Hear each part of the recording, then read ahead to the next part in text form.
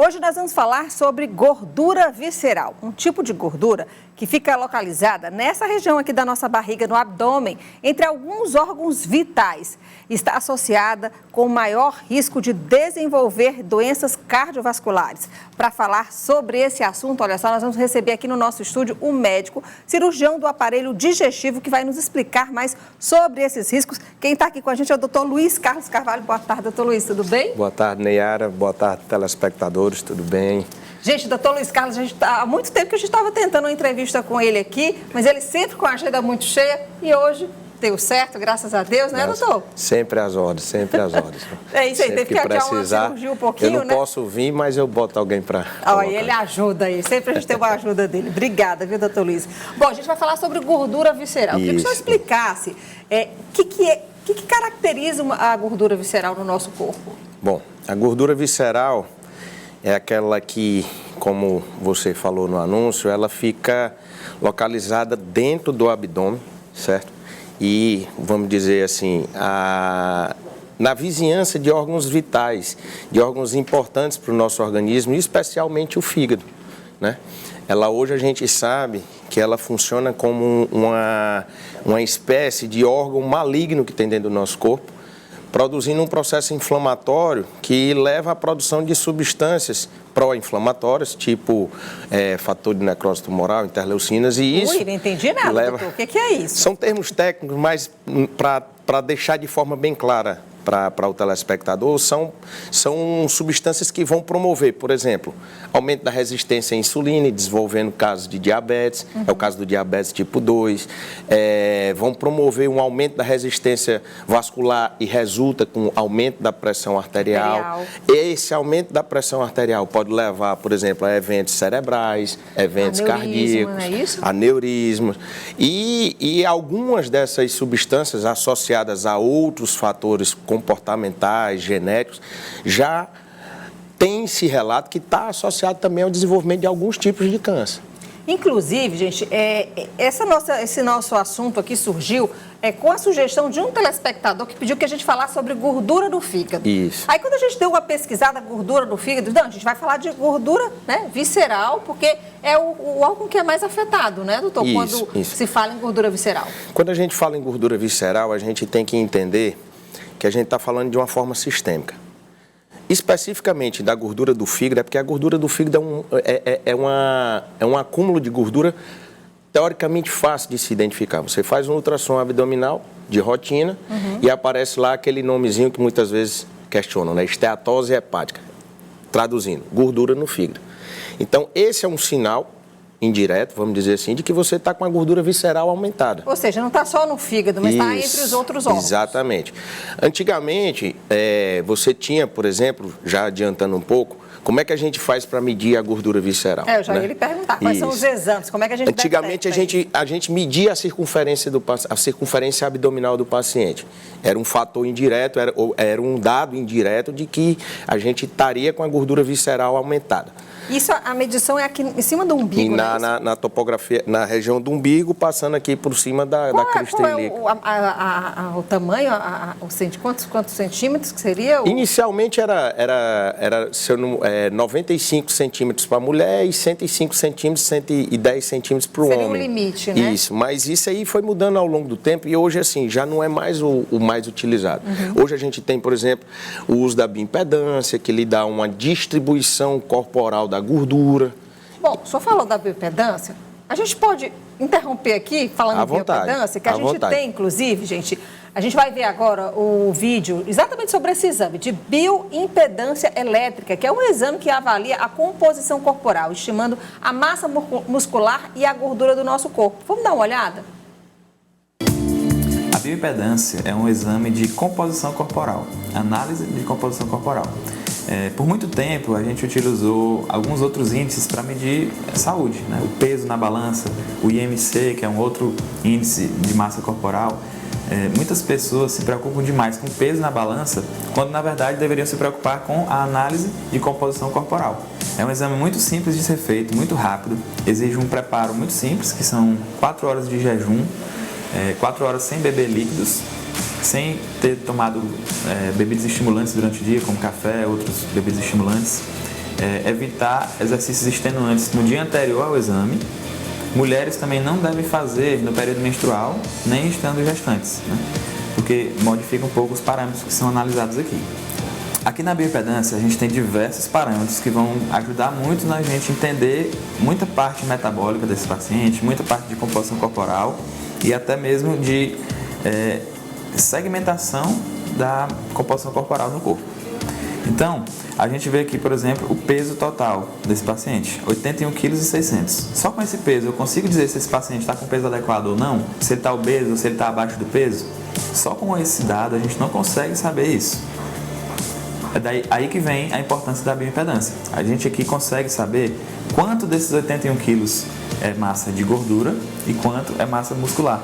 Quanto que é massa de água, quanto que é massa de ossos. Aqui, com esse exame, a gente consegue descobrir quanto de gordura que está na parte periférica e quanto de gordura que está na parte visceral. E essa gordura visceral é muito mais perigosa, porque ela é uma gordura inflamatória.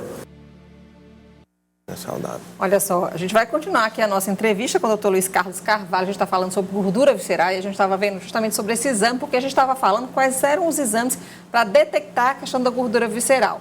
Então, se você tem alguma pergunta sobre esse assunto, gente, gordura no fígado, gordura aqui, visceral é gordura aqui na barriga, ó, barriguinha grande que está acima do peso, manda sua pergunta para a gente, tá bom? Que o Dr. Luiz vai ficar aqui com a gente 2 blocos e a gente vai fazer a sua pergunta para ele, combinado? Então, vamos lá, doutor. O senhor falou primeiro da questão da circunferência abdominal, aí falou da bioimpedância, que esse é um exame mais moderno, né? E ele te dá toda a tua composição corporal. Quais são os outros exames? Bom, além disso, a gente tem os mais avançados, quando a gente precisa assim, fazer uma avaliação mais avançada do abdômen do paciente. Então, a gente tem a tomografia, a gente tem a ressonância e, claro, a gente não pode deixar de avaliar os exames laboratoriais do paciente. Os níveis de colesterol, as provas inflamatórias, glicemia, a glicemia, pressão. Além do exame da pressão, o teste ergométrico, enfim. Esses aí vão mostrar para a gente como é que está, como é que essa gordura visceral está impactando na vida do paciente. Complementando o que foi falado a respeito da bioimpedância, é importante a gente salientar o seguinte, não vamos confundir barriga grande em tamanho com gordura visceral. A gente tem no nosso consultório pacientes com uma barriga pequena, mas que por um estilo de vida e uma conduta alimentar inadequada, acabam tendo uma gordura visceral acumulada, certo? E isso aí tem que ser bem pontuado para que estimule o paciente a fazer uma mudança de hábito de vida, não só pelo tamanho da barriga. Às vezes o paciente tem um acúmulo de gordura mesmo com a barriga pequena. Isso leva em consideração muito dieta e fator e estilo de vida do paciente. Eu queria que o senhor respondesse para mim essa dúvida. Então, quando a pessoa tem gordura visceral, ou seja, gordura aqui no abdômen, entre os órgãos, o vilão é a gordura que a gente come? Por exemplo, óleo, a gordura da picanha, é a comida gordurosa? Não só a gordura, né? A gente sabe hoje que mais que a gordura, o grande vilão que nós temos no nosso hábito alimentar é o carboidrato, é o açúcar, né? Então, além dos alimentos gordurosos, a gente precisa reduzir a nossa ingestão de açúcar. E antes que me pergunte por que, eu vou lhe explicar. A gente tem 2 moedas de troca de energia no nosso organismo, certo? Uma é a gordura e a outra é o carboidrato. Carboidrato, gente, é arroz, pão, massas, bolos, pizzas, sanduíches, todos esses alimentos que contêm açúcar, né? Vão virar carboidratos. Ou melhor, são carboidratos que vão produzir energia. E de forma que o quê? Quando você tem no nosso organismo, na balança, você tem uma quantidade maior de carboidrato do que a de gordura, de forma resumida, o organismo vai preferir consumir esse carboidrato e deixando a gordura acumulada no organismo. Vai acumular nos vasos, vai acumular no fígado, vai acumular no estômago, no coração, no cérebro. Então, não só a gordura, você precisa hoje eliminar a quantidade de carboidratos, ou melhor, diminuir a quantidade de carboidratos que você tem na sua dieta. E claro, eu falei de queima de energia. O que é que isso significa? Atividade física. A nossa vida hoje se tornou muito cômoda, a gente anda muito de carro, a gente não tem segurança para andar a pé, então a gente anda muito de carro. iFood vai deixar comida, os aplicativos vão deixar comida na boca da gente, praticamente, com perdão da expressão, e forma que a gente tem que aumentar a nossa queima de energia, atividade física. Vamos para as perguntas? Pode soltar aí, produção. Olha aí, da Osana, do bairro Aeroporto. Gordura visceral pode causar gordura no fígado? Sim. A gente já falou sobre isso, né? Uma das formas da gente identificar a gordura visceral é avaliando a gordura no fígado. E não é legal, viu? Vamos para outra pergunta. A Raimunda Nonata, do bairro Satélite. Eu tenho gordura no fígado. Isso é perigoso? Pode virar câncer? Sim, ela é perigosa, certo? Em relação a virar câncer ou não, a gente vai ter outros fatores associados. É importante que você controle essa gordura no fígado, é importante que você melhore seus hábitos, é importante que você controle seu peso para que a gente diminua o risco de câncer. E a receita é simples, gente. Olha, atividade física, caminhada aí no seu bairro. Comer mais saudável, diminuir pão, massa, açúcar, gordura. Come um pouquinho de tudo, faz atividade física, dorme bem, já vai melhorar essa questão da gordura no fígado, né? Exatamente. E não deixa de visitar o médico, é claro. Então, vamos lá. Outra pergunta.